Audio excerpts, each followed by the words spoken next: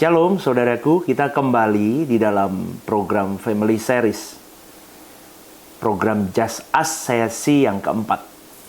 Ada dua pertanyaan yang masuk. Yang pertama, Shalom Pastor, saya seorang wanita, usia 40 tahun, saya sudah menikah tetapi suami saya beda agama.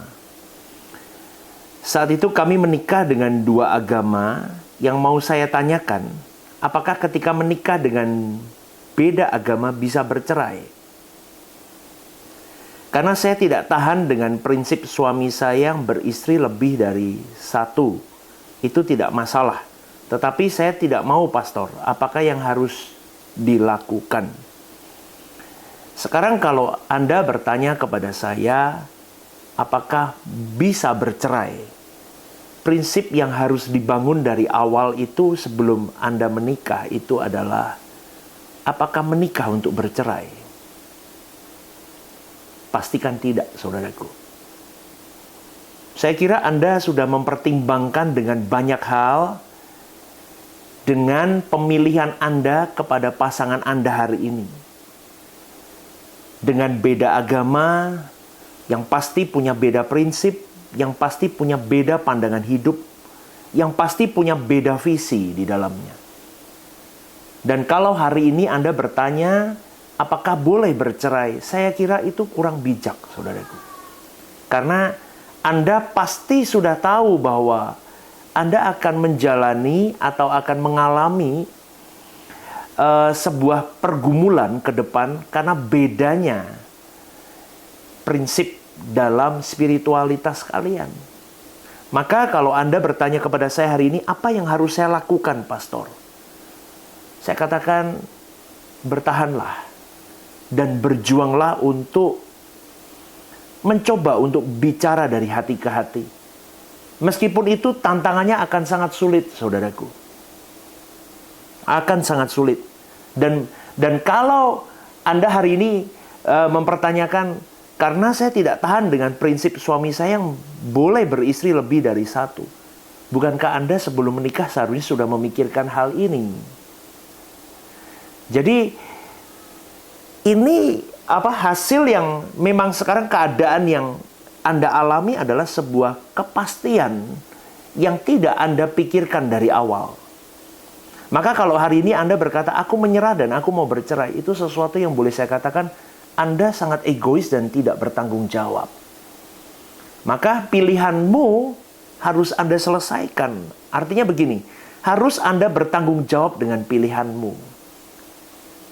Dan saran dari pastor adalah bertahanlah. Minta Roh Kudus memampukan, meletakkan hikmat atas dirimu untuk bisa membawa keluargamu lebih baik di hadapan Tuhan.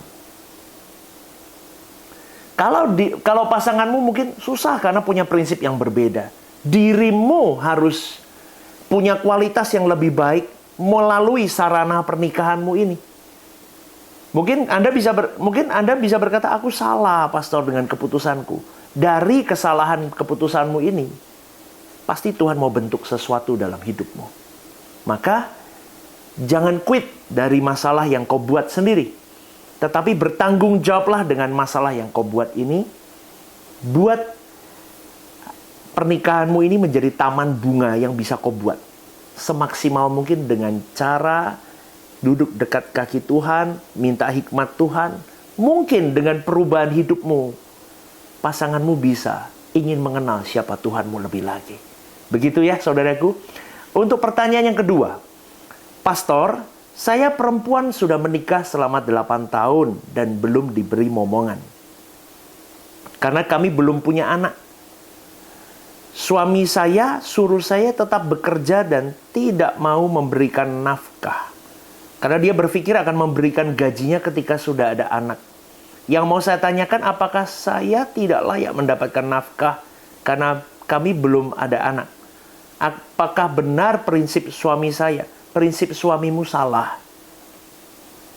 Ya, bagaimanapun sebagai imam keluarga harus bertanggung jawab dengan keluarganya. Baik dengan istrinya, baik dengan anak-anaknya, baik dengan orang tuanya dan mertuanya. Itu satu paket yang tidak bisa dilepaskan, saudaraku. Ya, suamimu kalau mendengar renungan ini biar mengerti, biar sadar. Seharusnya ini tidak boleh. Karena pernikahanmu kan tidak pernikahan bersyarat. Bahkan punya anak atau tidak punya anak itu tergantung Tuhan, saudaraku. Kalau idealnya memang semua orang ingin punya momongan. Tapi fakta di lapangan tidak semua orang diizinkan Tuhan memiliki momongan. Betul nggak, saudaraku? Maka dari itu, kalau konsep dari suamimu ini belum takut akan Tuhan ini, suamimu. Suami yang jahat begini nih. Suami yang tidak mengasihi pasangannya. Ya, kalau ada suami-suami model begini harus bertobat. Karena bagaimanapun dua menjadi satu kalau kalian sudah menikah. Kasihilah istrimu seperti dirimu sendiri. Kasihilah suamimu seperti engkau mengasihi dirimu sendiri. Rawatlah dia seperti kau merawat tubuhmu. Itu kan firman Tuhan yang berkata, saudaraku. Maka dalam segala hal, maka suamimu harus mengerti bahwa konsepnya salah. Terus bagaimana pastor sebaiknya? Bicarakan baik-baik. Dari hati ke hati. Dan kalau perlu ada orang yang memang suamimu hormati untuk menjadi mediator di dalam pernikahanmu. Begitu ya saudaraku, yang paling penting punya waktu dengan Tuhan, minta hikmat Tuhan, dan terus berjalan bersama dengan Tuhan. Apapun badainya, tidak ada kata bercerai. Apapun badainya, tidak ada kata quit. Semua bisa jadi taman bunga. Tergantung bagaimana kita meletakkan pikiran dan perasaan kita ditundukkan di dalam Kristus. Maka cara pandangmu bisa berbeda melihat pernikahanmu. Dan yang paling penting saya cuma mau bawa kepada kalian pasangan suami istri. Pernikahan adalah tempat di mana kita bisa membalas kebaikan Tuhan. Artinya pernikahan itu kado indah untuk membuat senyum Tuhan dalam hidup kita. Amin, saudaraku.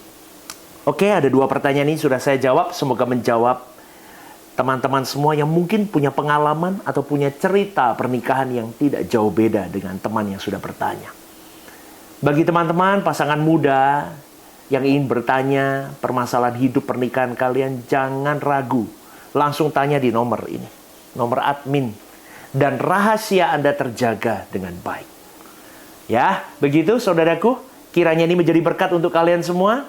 Tetap jaga kekudusan hidup, tanggung jawab hidupmu harus ada, dan pandang Tuhan selalu fokus ke langit baru dan bumi yang baru. Tuhan memberkati. God bless you.